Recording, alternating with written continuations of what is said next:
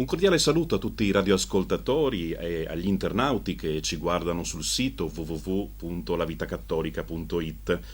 Per le nostre interviste con i candidati alla presidenza della provincia di Udine, quest'oggi siamo con il presidente uscente Pietro Fontanini, un volto molto noto della politica friulana.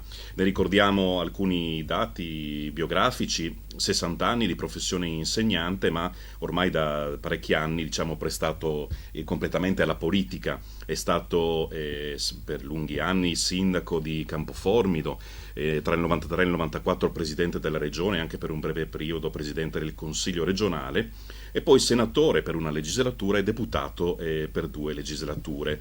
Dal 2008 è stato presidente della provincia di Udine e si ripresenta anche alle elezioni di quest'anno. E quindi diciamo che c'è qualche cosa da completare, no, nel programma che avete svolto in 5 anni, e quindi le si ripresenta per portare avanti un po'. Sì, si dice sempre così che bisogna completare un programma, però siamo di fronte a una situazione molto particolare perché le province sono nel giro d'aria, come si dice, probabilmente verranno depennate dalla Costituzione, quindi scompariranno dal sistema istituzionale italiano.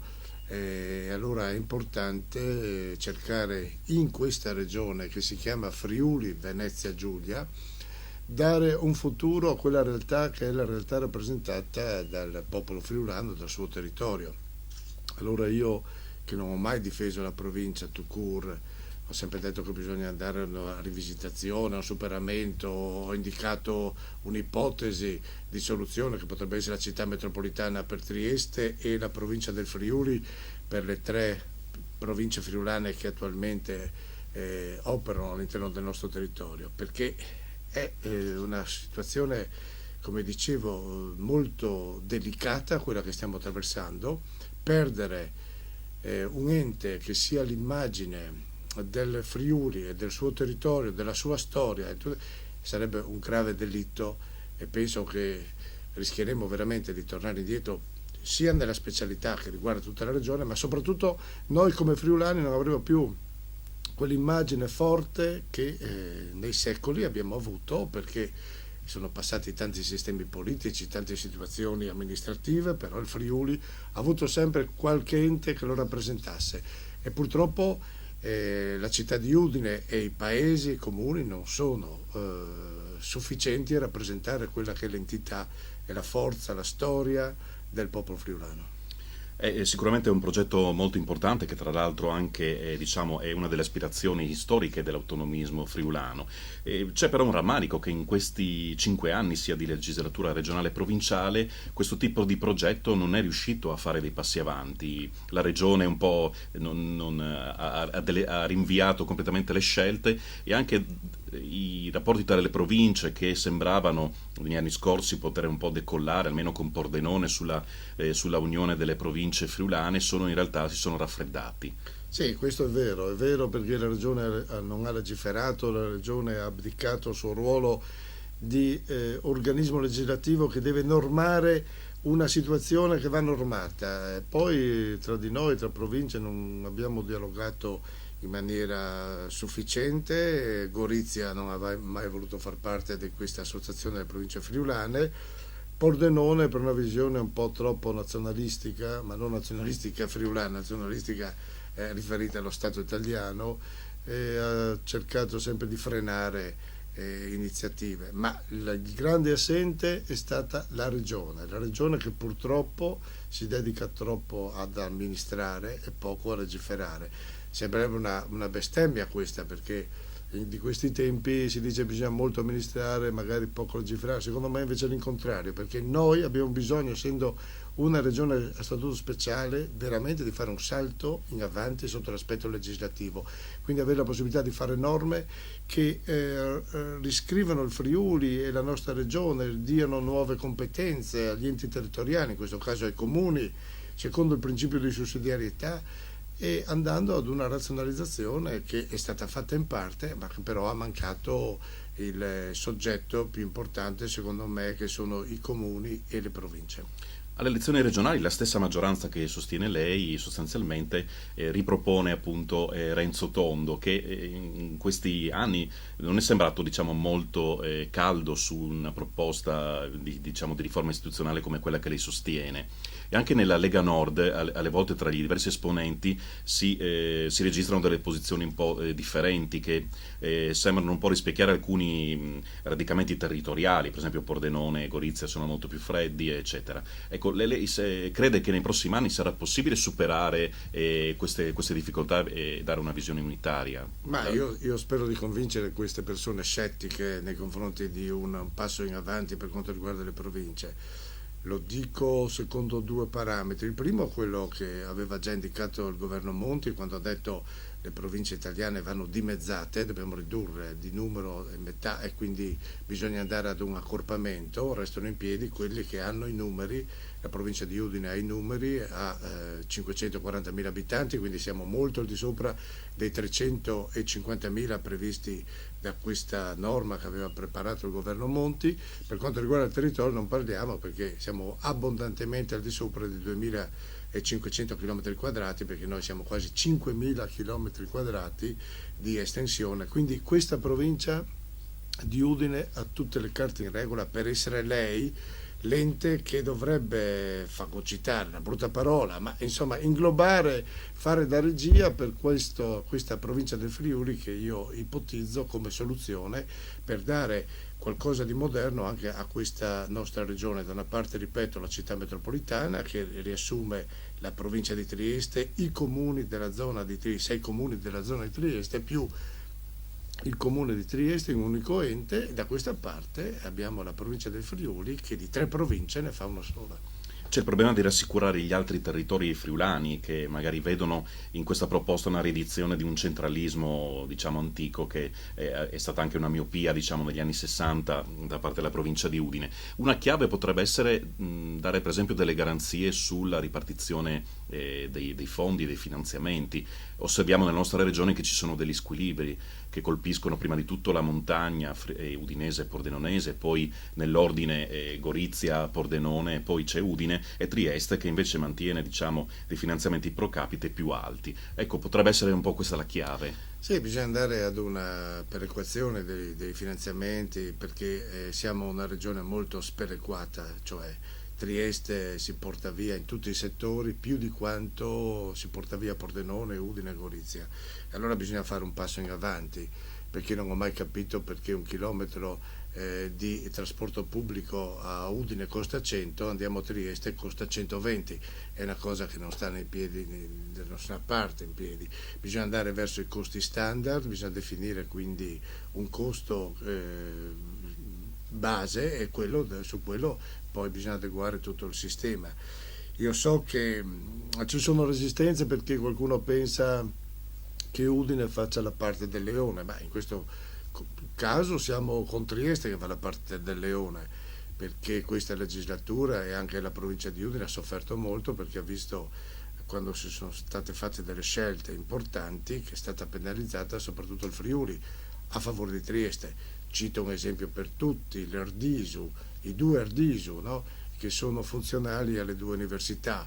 È stato deciso di fonderli però per fare un favore all'Erdisu di Trieste, che era un ente economicamente squilibrato, nel senso che aveva i conti non a posto.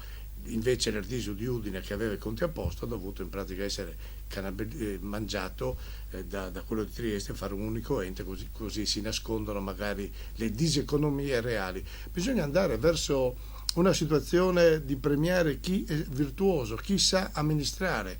Se invece si fa confusione, si cercano un po' così, mettendo assieme delle realtà molto diverse, di dire che tutti siamo uguali, e probabilmente non facciamo giustizia rispetto a quelli che deve essere una corretta e giusta amministrazione.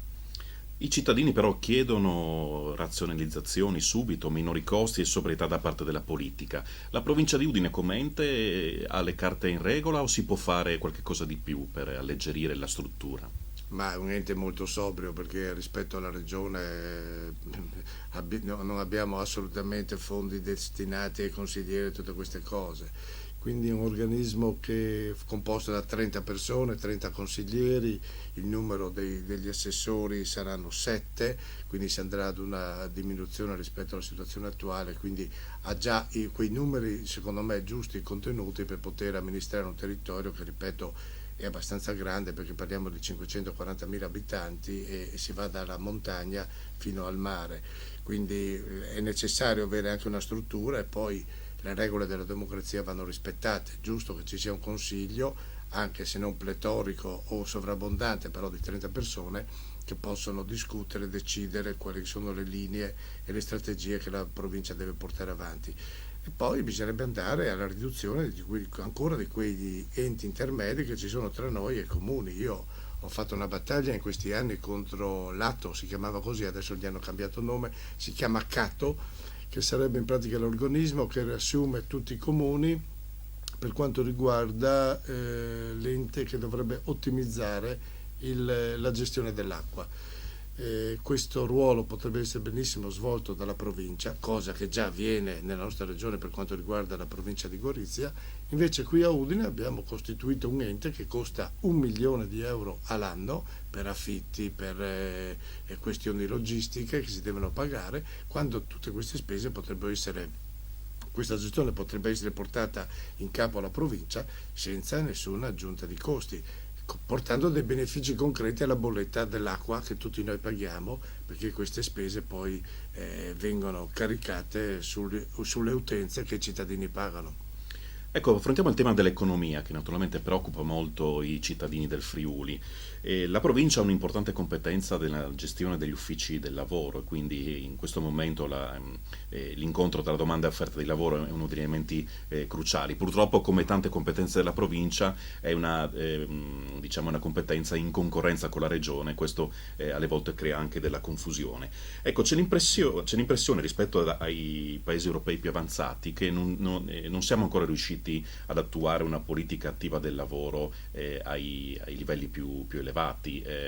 Ecco, cosa proponete per i prossimi 5 anni per sviluppare questa attività degli uffici del lavoro? Qualcosa è migliorato. Ci sono 10 gli uffici del lavoro, quindi sono distribuiti bene sul territorio, quindi non è necessario spostarsi, fare tanti chilometri per potersi iscrivere alle liste di collocamento, tutte queste metodologie che sono importanti, soprattutto in un periodo in cui l'occupazione sta calando, aumentano i disoccupati, aumentano coloro che cercano per la prima volta un posto di lavoro, quindi è importante avere questi centri distribuiti sul territorio. Ma ultimamente abbiamo avuto grosse imprese che si sono rivolte ai nostri uffici proprio per fare la selezione del personale che avrebbero assunto. Posso citare 2 casi, anche perché sono di dominio pubblico: Lobby, anche se adesso ha un problema contingente per un altro spaccio, poi Leroy Merlin, ma le stesse poste italiane hanno chiesto, ad esempio, agli uffici per l'impiego della provincia di Udine un aiuto per trovare coloro che sarebbero poi diventati portalettere e via avanti. Quindi un ruolo più attivo ultimamente c'è, anche perché hanno riconosciuto le aziende che la provincia ha una struttura attraverso questi centri per l'impiego molto funzionale, molto ben organizzata, perché i dati sono tutti informatizzati, quindi anche le risposte arrivano con tempi molto, molto rapidi. Manca, secondo me, quel collegamento che io ho auspicato dall'inizio, 5 anni fa ancora, di poter dare alle province la competenza per quanto riguarda la formazione professionale. Cioè, mi spiego, attualmente la formazione professionale è in mano alla regione che la dirige. Io ho sempre chiesto, facciamo come nelle regioni a statuto ordinario, dove le province hanno la competenza per quanto riguarda la formazione professionale. In questo modo riusciamo forse a realizzare e a creare dei corsi di riqualificazione, corsi professionali molto più vicini a quelle che sono le esigenze del territorio, quindi le domande che arrivano dalle aziende che vogliono una certa tipologia di lavoratori con determinate competenze. E facendo questo, forse dando alle province, si riuscirebbe a essere molto più vicini a quelle che sono le esigenze in pratica delle imprese che vivono sui nostri territori. Poi non dimentichiamoci che nella provincia di Udine c'è la gran parte delle aziende, ci sono le realtà economiche più forti in cui la provincia tra l'altro è inserita.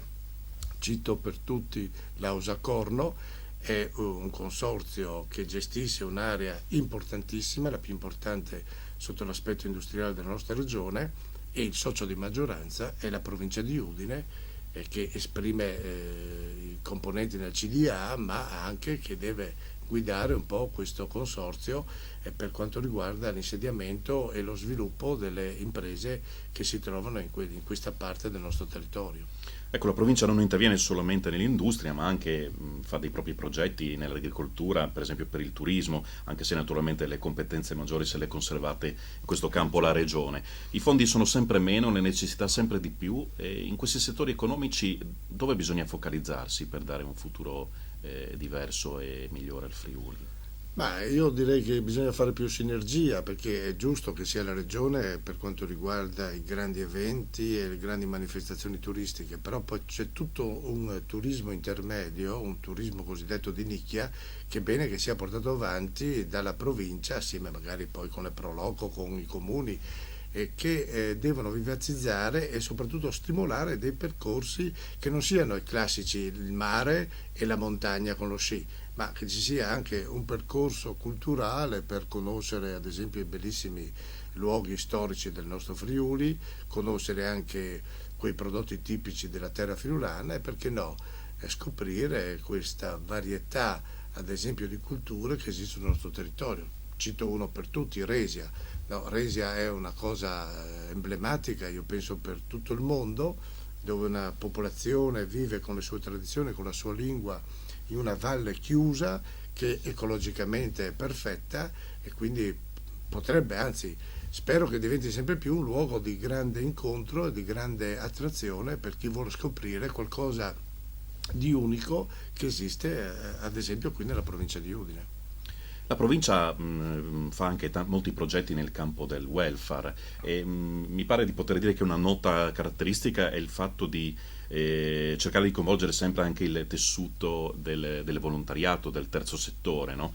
E, in questa campagna, soprattutto per la regione, si avverte una dicotomia un po' nel settore del welfare. Alcuni propongono degli strumenti tipo, ad esempio, il reddito di cittadinanza, che corrono anche il rischio di attivare dei meccanismi anche di assistenzialismo. E invece c'è, ad esempio, la Giunta regionale uscente ha anche promosso un nuovo welfare per le famiglie che si basa anche sull'auto-organizzazione, l'autoaiuto delle associazioni familiari. Ecco, che lei cosa ne pensa di questo dibattito? Io condivido questa linea, la linea della regione, cioè aiutare le famiglie.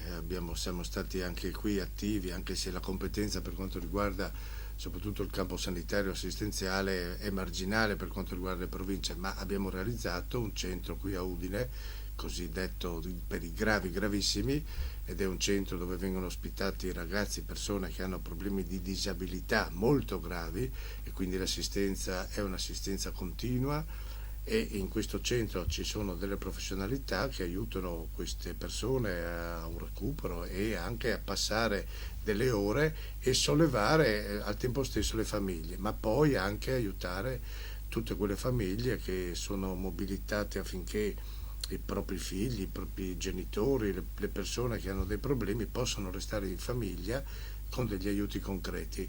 Però, ripeto, abbiamo una funzione marginale perché in gran parte è la regione che ha in mano queste cose, però abbiamo fatto qualcosa di significativo anche in questo settore, come aiutiamo tante associazioni di volontariato che operano proprio nel campo della disabilità e quindi concretamente diamo dei contributi, ad esempio attraverso le aziende che qualche volta rinunciano ad assumere delle persone disabili ma devono pagare, tra virgolette, una multa. Allora questi soldi noi li indirizziamo per creare dei percorsi di inserimento lavorativo di persone disabili. Anche questa è un'altra bella esperienza che porta avanti la provincia, in particolare col camp della Bassa Friulana, quello di Latisana, dove si creano questi percorsi e abbiamo inserito nel mondo del lavoro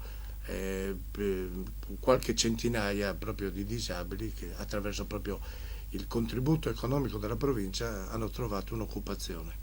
Si discute tanto di grandi infrastrutture, ad esempio a livello regionale, il corridoio ferroviario 5, ma anche la strada Palmanova-Manzano.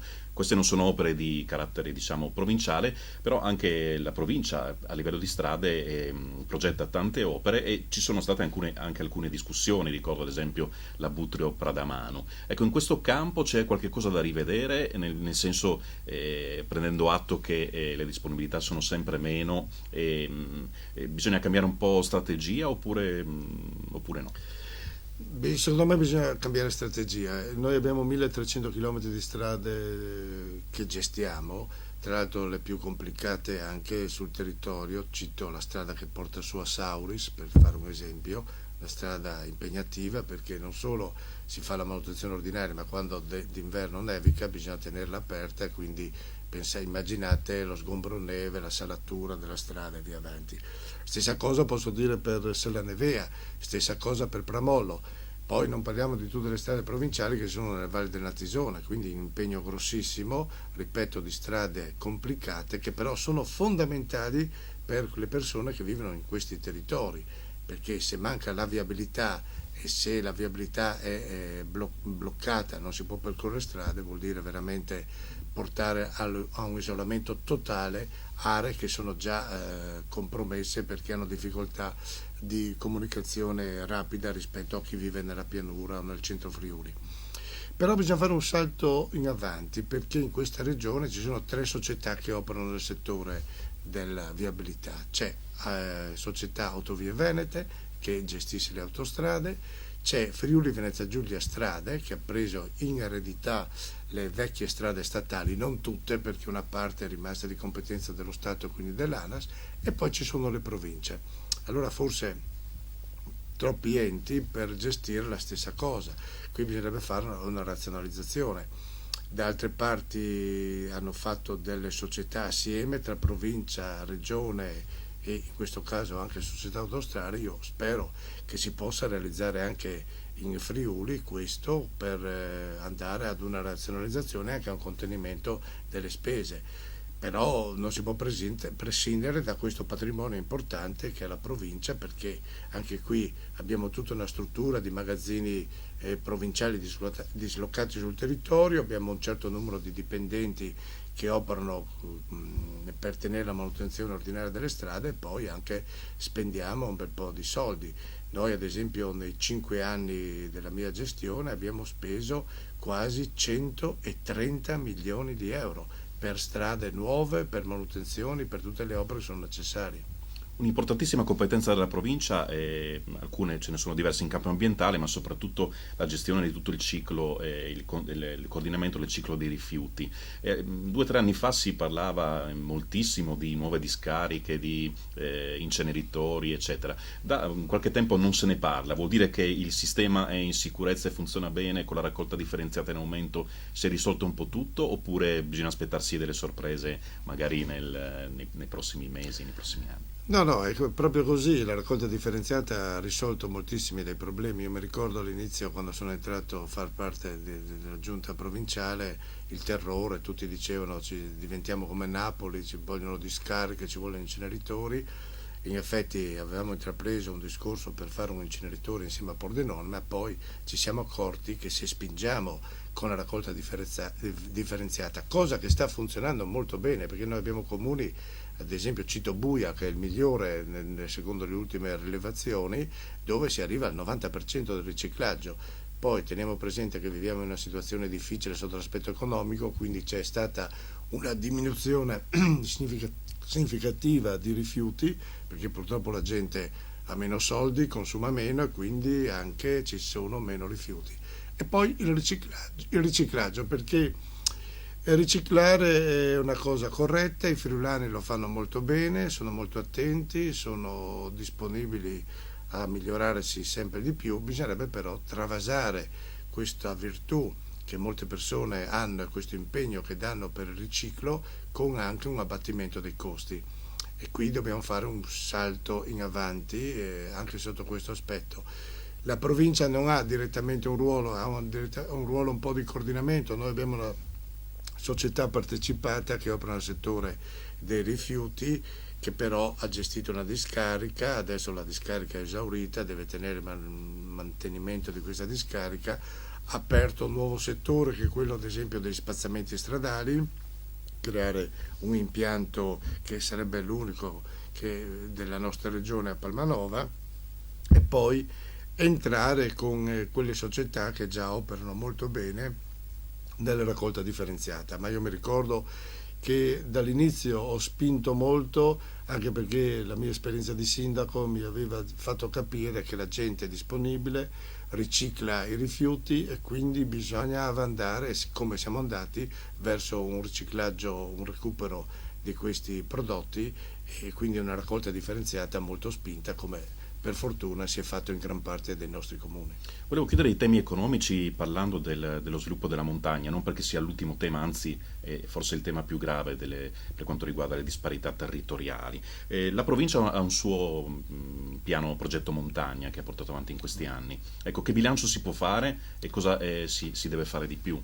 Ma il bilancio non è positivo, perché la provincia è stata estromessa dalla montagna con la riforma che è stata fatta per il superamento delle comunità montane, creati questi ambiti territoriali dove sono protagonisti solo i comuni. La provincia è stata estromessa. Noi non abbiamo nessun ruolo in montagna, se non quello, come dicevo prima, della manutenzione delle strade, i centri per l'occupazione, queste cose, le scuole della montagna che gestiamo ancora. Però per quanto riguarda la strategia, quindi lo sviluppo economico, la provincia purtroppo non ha più nessun ruolo. È stato deciso di prendere una strada diversa, tornare in pratica a far rivivere le vecchie comunità montane, ma mi sembra che i risultati non siano ottimali, anzi siamo tornati un po' indietro. Quindi il nostro fondo montagna, che quando sono entrato io in provincia era superiore a 1 milione di euro, quindi erano contributi che noi davamo per le attività economiche in montagna, adesso si è ridotto in pratica a 150.000 euro, perché il nostro ruolo è diventato un ruolo marginale, anzi un ruolo non riconosciuto in primis dalla regione, ma direi anche da parte di molti comuni. Ecco, volevo chiudere con alcune rapide domande su alcuni diritti della persona molto importanti. Intanto il tema della famiglia. Il Friuli ha uno dei tassi di natalità più bassi d'Europa e anche del mondo. Lei che si propone anche con questo ente come rappresentante un po' del Friuli, che cosa bisogna fare per rilanciare la speranza e il domani del popolo friulano?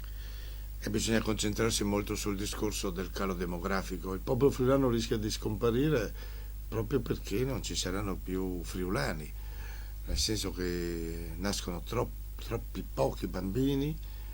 Noi in questi anni abbiamo retto grazie all'immigrazione, sono venute sul nostro territorio persone non nate qui, ma da altri territori, da altre culture.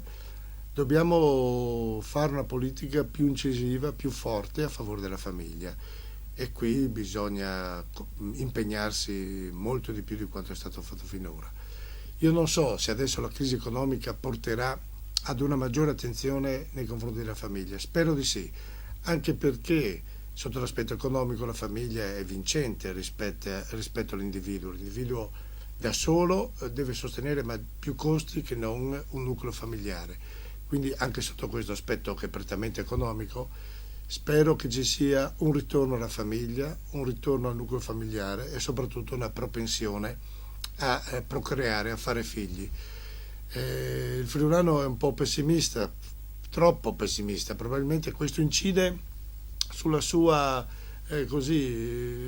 volontà di formare una famiglia numerosa, di avere più figli, perché vede il futuro in maniera troppo pessimista. Bisognerebbe essere più ottimisti, perché abbiamo un bel territorio, siamo al centro dell'Europa, siamo un popolo bravo, abbiamo ragazzi che quando vanno a scuola eccellono, quando fanno i confronti con altre scuole sono sempre ai primi posti, abbiamo una struttura produttiva molto importante nei vari settori, partendo dall'agricoltura arrivando fino all'industria, quindi abbiamo le carte in regola per poter vedere un futuro più roseo rispetto a questo pessimismo che porta poi purtroppo a queste conseguenze di non fare figli. Bisogna trattare allo stesso modo tutti i tipi di unioni, magari anche quelle tra persone omosessuali, oppure bisogna dare una tutela differenziale alla famiglia fondata sul matrimonio? Io sono per la famiglia fondata sul matrimonio, perché stiamo parlando di crollo demografico, e se spingiamo per le unioni tra due uomini o tra due donne non andiamo da nessuna parte, perché sappiamo che lì la procreazione non c'è. Ecco perché bisogna ritornare alla famiglia naturale, alla famiglia prevista dalla nostra Costituzione, e continuare su questo versante. Ecco, la domanda è superflua, nel senso che la sua risposta è già nella politica del suo ente, che ha sempre appoggiato molto anche le scuole diciamo non statali, soprattutto le materne, che nella nostra provincia danno il posto a più del 43% dei bambini. Ecco, però è un elemento comunque di dibattito in questa campagna elettorale. Alcuni movimenti, ad esempio il Movimento 5 Stelle, propongono l'abolizione di questo tipo di finanziamenti. Sì, il 5 Stelle non propone solo questo, il 5 Stelle propone anche di lavorare 20 ore alla settimana, cioè roba da matti. Qui veramente abbiamo degli esponenti politici che si propongono ai cittadini e che purtroppo ricevono anche un consenso elettorale, che fanno delle proposte che non stanno né in cielo né in terra. Anche lo citava prima lei, il reddito di cittadinanza, ma dove andiamo a prendere i soldi? Dobbiamo pagare la gente perché stia a casa a far niente. La gente sta chiedendo in maniera responsabile di avere un posto di lavoro, quindi di dare qualcosa o all'imprenditore o alla comunità, quindi lavorare, quindi di dare un contributo, in cambio ricevendo un reddito che è importante per far circuitare in maniera virtuosa l'economia. Quindi queste ipotesi, queste cose dei 5 Stelle mi lasciano molto molto perplesso, anche per quanto riguarda la lingua friulana. Ho sentito, sono soldi buttati, non ho capito perché i friulani non possono difendere la loro identità attraverso l'espressione più forte che è la lingua friulana, utilizzando pochissime risorse, quando vedo che per mostre o per stupidaggini magari di altro tipo se ne spende molto di più. È una visione miope questa, una visione economicistica ma riduttiva, senza contenuti veri, che rischia veramente di fare tanta confusione perché semplifica le cose in maniera sbagliata. Ecco, lingua friulana, e per concludere, però qualche considerazione di questo genere in una certa maniera l'ha fatta anche il presidente Tondo, nel senso che dicendo che appunto sì, bisogna investire nella tutela della lingua, della cultura friulana, però in fin dei conti non è il problema principale, non è un problema focale. Riuscirete, diciamo, nella vostra anche campo politico, diciamo, di centrodestra, a dare un maggiore ruolo alla tutela e valorizzazione della lingua friulana, che è un punto focale della nostra specialità regionale? Io sono d'accordo con lei, la specialità di questa regione si regge proprio sulla presenza delle minoranze linguistiche, tra cui quella friulana, quindi non condivido questa posizione di Tondo che cerca di ridimensionare la funzione che hanno le lingue minoritarie per supportare la specialità di questa regione. Dobbiamo continuare a potenziare invece questa immagine, che è un'immagine tra l'altro molto interessante a livello mondiale, anche con la rete dei Focolare Furlans che abbiamo, dei tanti friulani che vivono in giro per il mondo e che ci tengono alla loro identità, alla loro lingua, alla loro cultura. Ecco perché è importante che in questo territorio, che non è un grande territorio, ci sia una forte presenza di un ente che possa rappresentare questi valori, questa storia e soprattutto questa identità forte di un popolo friulano che è partito dai tempi di Aquileia, e guai se dovesse venir meno proprio adesso che abbiamo migliorato le condizioni di vita, che non abbiamo più le invasioni barbariche, che non abbiamo tante disgrazie che purtroppo sono capitate per tante volte sul nostro territorio, che abbiamo più serenità e anche più potenzialità di poter continuare a essere protagonisti in casa nostra. Ringraziamo il presidente Pietro Fontanini per questo approfondito confronto, gli facciamo l'in bocca al lupo per questa campagna elettorale e anche buon lavoro, perché è un periodo impegnativo, e ai nostri ascoltatori diamo l'appuntamento per la prossima intervista ai candidati presidenti della provincia di Udine. Grazie. Grazie a voi.